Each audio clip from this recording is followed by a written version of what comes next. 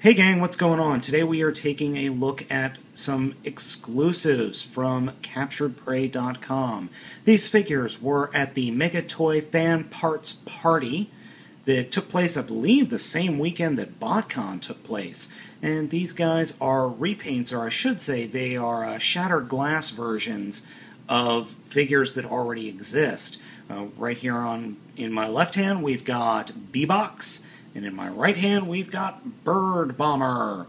The boxes themselves are pretty small. I mean, we're not looking at anything huge here, but they are really cool, and they are currently available at CapturedPrey.com.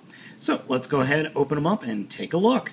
Now, each figure does come in its own little plastic tray here. It comes with the figure wrapped in cellophane, a nice little tape holding box, and weapons. Now, the weapons for Bird Bomber here are actually able to be stored inside the case, but the weapons for BBox are just too darn big. They're not going to fit.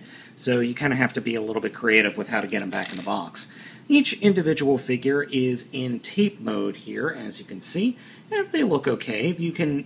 It's really nice effect that they've got the actual paint here to look like a reel of tape. For those of you born in, let's say, the mid-90s on, this is a cassette tape. Google it.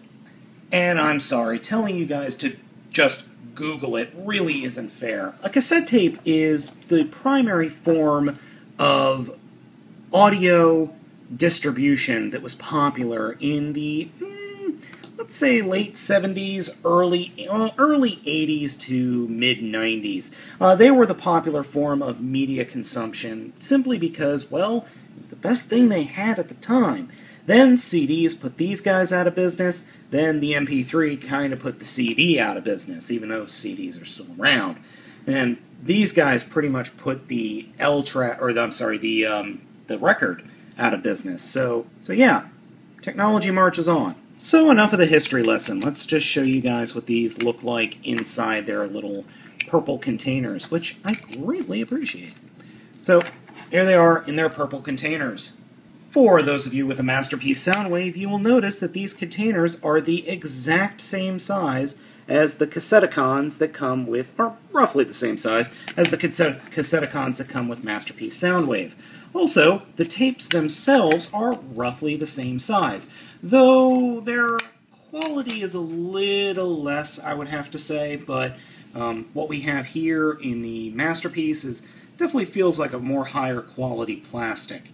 But as you can see, they are roughly the same size. And as you can see, they also have no problem fitting inside Masterpiece Soundwave, or Masterpiece Sound Blaster, or Masterpiece Blaster, if that actually existed.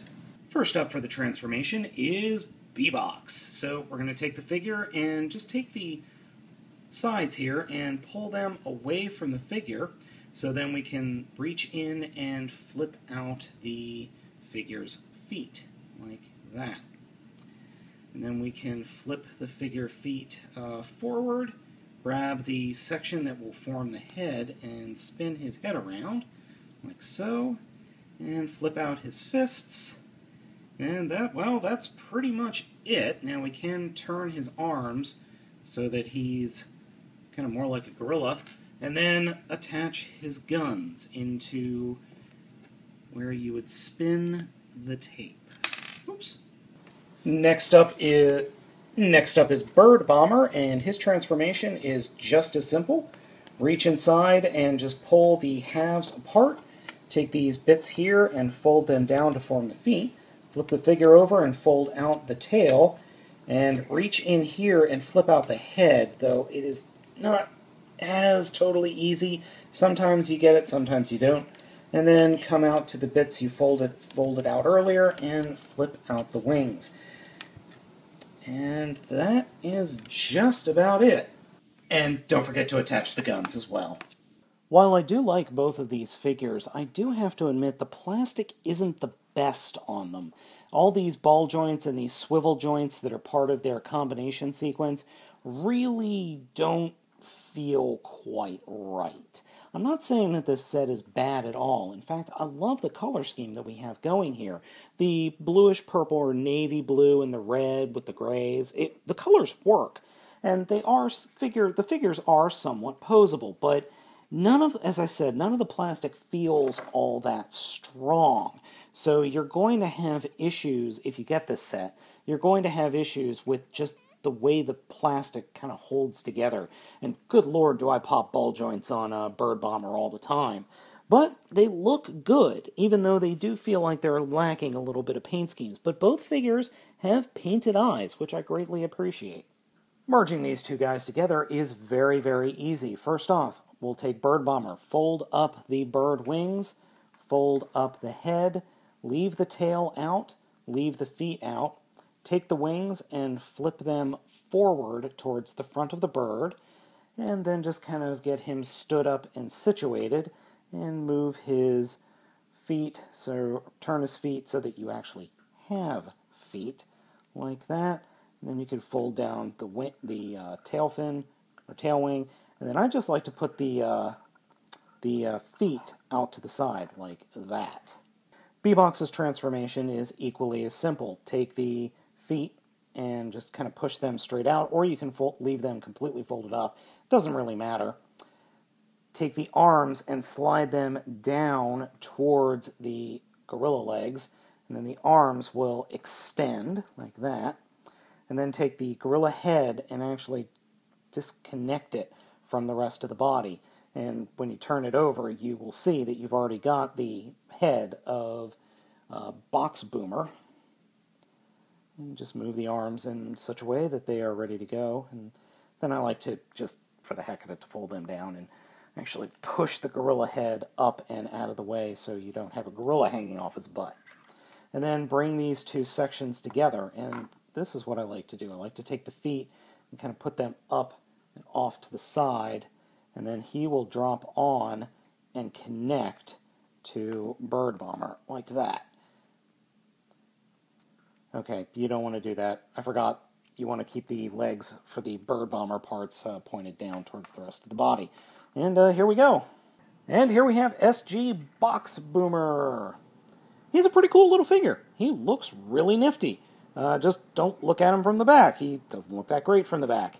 He is a very interesting figure. I actually do like him quite a bit, but there are some problems with this combine mode. And specifically, they are with Bird Bomber. And that is one, super floppy ball joint here, super floppy ball joint there, incredibly loose swivel joint here. So yeah, all the joints that make up his legs are really, really floppy and kind of hard to get him to stand. He's also incredibly top-heavy, especially with the guns loaded up on his arms like this. Just very, very top-heavy. But overall, he does look rather cool. I'm just trying to get the camera to focus in here on his face.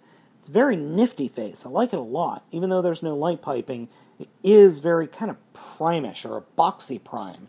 Or I swear that this looks like a Minicon. Or not a Minicon, I'm sorry, a Micromaster, jeez. But overall, I think this set is pretty cool. I would probably spring for the original set.